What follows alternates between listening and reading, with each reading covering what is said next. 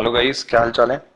Last class में हम लोगों ने देखा था कि स्ट्रेट लाइन क्या होता है, उसकी डेफिनेशन क्या होती है और स्लोप क्या होता है। और अगर मुझे स्लोप का एंगल जो tan ऑफ थीटा है वो निकालना है तो उसके लिए what is the correct procedure to find out. इस लेक्चर में हम लोग स्टार्ट करते हैं। आज के लेक्चर में हम लोग ये स्टार्ट करेंगे कि आपका एंगल बिटवीन टू लाइंस क्या होता है। अगर दो लाइंस मुझे गिवन है तो उन दो लाइंस के बीच में क्या एंगल होना चाहिए। ठीक है, so the topic is angle between two lines, angle between two straight lines. तो हमारे पास में दो स्ट्रेट लाइंस हम लोगों को गिवन है और मुझे उन दो स्ट्रेट लाइंस के बीच में एंगल निकालना है। तो मैं कुछ ये ले लेता हूं, y o x मेरा कोऑर्डिनेट सिस्टम है। इसमें suppose this is my first straight line which is inclined at an angle of theta one and this is my second straight line which is inclined at an angle of theta to. तो पहली line जो है इसका कुछ naming कर देते हैं। Suppose this line is A A B, this line is A B and this line is C D. और अब angle between two straight lines क्या हो सकता है, जो इंक्लूडेड एंगल है between the two straight lines is this. तो अब सिंपल ज्योमेट्री लगाते हैं। अगर मुझे ये एंगल पता है, ये एंगल पता है, थीटा इज अननोन, तो angle between two straight line is theta which is unknown. Slope of first line is m1, which is tan of the angle with respect to the x-axis. Similarly, the slope of the second line is m2 is equal to tan of theta 2. Now, what is the relation between theta 1, theta 2 and theta? अब देखते हैं एक बार theta 1, theta 2 और theta के बीच में क्या relation हो सकता है। तो मुझे अगर बोला जाए कि ये एंगल क्या होगा, तो मुझे पता है कि इन जो इंक्लूडेड एंगल है, मतलब जो ट्राइंगल के बीच का जो एंगल है theta one plus theta plus x is equal to 180 degree. तो मैं ऐसे लिख लेता हूं, theta plus x plus theta one is equal to 180 degree. और मुझे यह भी पता है कि अगर मैं सिर्फ इस वाले एंगल को लेता हूं तो ये 180 डिग्री होता है। तो एक्स इसमें क्या हो जाएगा, एक्स कितना हुआ 180 माइनस थीटा टू। एक्स को यहां पुट कर देते हैं तो क्या आ जाएगा, theta plus 180 minus theta two plus theta one is equal to 180 degree. तो ये दोनों कट जाएंगे, बचेगा क्या आपके पास में, theta two is equal to theta plus theta one. पर मुझे चाहिए क्या, थीटा। तो थीटा क्या आ गया यहाँ पे, theta two minus theta one. तो मुझे ये चीज पता है कि आपका जो स्लोप होता है वो क्या होता है, m is equal to tan of theta. तो मैं इसको ऐसे लिख सकता हूं कि m is equal to tan of theta is the slope, या फिर angle between the two lines is theta. तो दोनों तरफ अगर मैं 10 लगाता हूं तो tan of theta is equal to tan of theta two minus theta one हो जाएगा।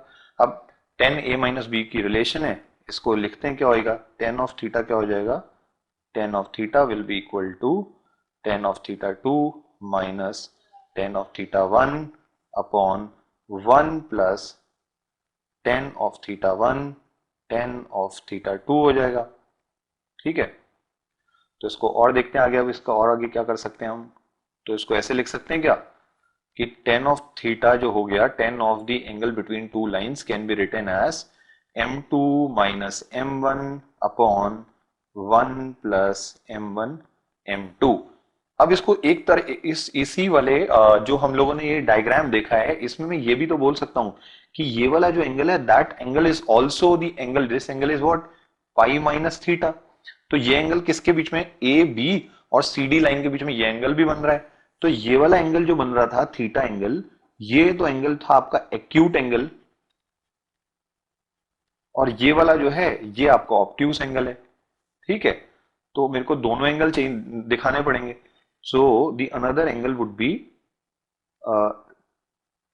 Tan of pi minus theta is also the angle between the two lines. तो मेरे को पता है ten of pi minus theta क्या होता है, टेन ऑफ थीटा होता है। ट्रिग्नोमेट्री की बेसिक नॉलेज से मुझे ये चीज पता है। तो इसका मतलब मैं इसको ऐसे लिख सकता हूं कि tan of theta is also equal to minus of m2 minus m1 upon one plus m1 m2। अब मुझसे अगर पूछा जाए कि एक जनरलाइज फॉर्मूला बताओ भाई, अगर दो एंगल बिटवीन टू लाइंस है तो मैं क्या जनरल फॉर्मूला बताऊंगा, तो मेरे हिसाब से तो जनरल फॉर्मूला ऐसा हो जाना चाहिए कि भाई टेन थीटा में एक प्लस भी आ रहा है जी, माइनस भी आ रहा है जी, और m2 minus m1 upon 1 plus m1 m2।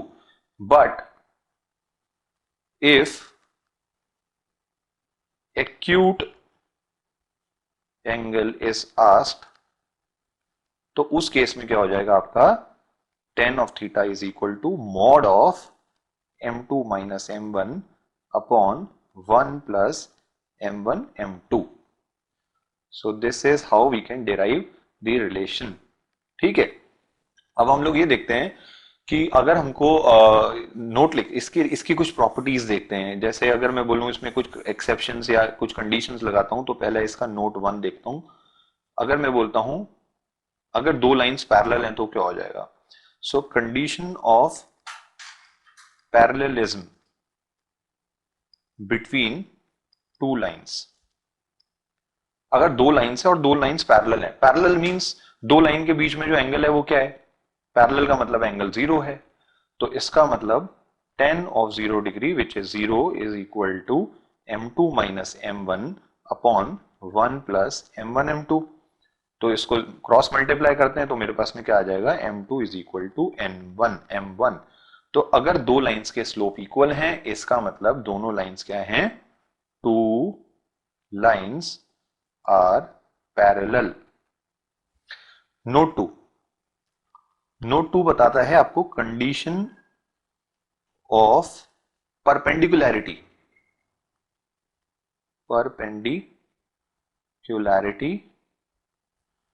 Between two lines. अब परपेंडिकुलर है, that means tan of theta will be what, pi by 2। तो tan ऑफ इसका मतलब tan ऑफ थीटा नहीं, theta is angle between two lines, क्या हो जाएगा 90 degree. So what is tan of theta, tan of theta will be 1 by 0 which is infinite। तो again I'll apply the formula, tan of theta is equal to m2 minus m1 upon 1 plus m1 m2 which is 1 upon 0। तो इसको देखते हैं अब क्या लिख सकते हैं, क्रॉस मल्टीप्लाई कर दो जी, तो हो जाएगा 0 is equal to 1 plus m1 m2, that means m1 m2 is equal to minus 1।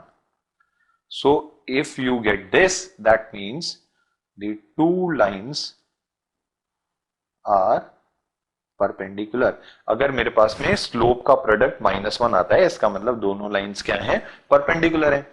ठीक है, तो आज के लेक्चर के लिए इतना ही काफी है। नेक्स्ट लेक्चर में हम लोग इसके ऊपर कुछ एग्जांपल्स देखते हैं। और अगर आपको लेक्चर अच्छा लगा हो, प्लीज इसको लाइक करिए और कमेंट सेक्शन में बताइए आपको और क्या चाहिए। Thank you for listening this lecture.